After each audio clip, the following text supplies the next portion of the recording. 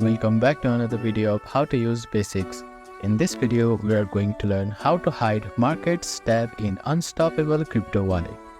First, launch open the application on your device and log in using your credentials.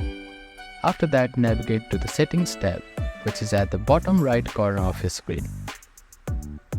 Now, you need to find the Appearance tab. Click on the Appearance option. Here you can see various options labeling theme, price changes and hide markets. Under Markets tab, you will see Hide Markets option and there will be a switch to toggle. Click on it and you can see that your Markets tab has been hidden. You cannot access it until you have enabled it.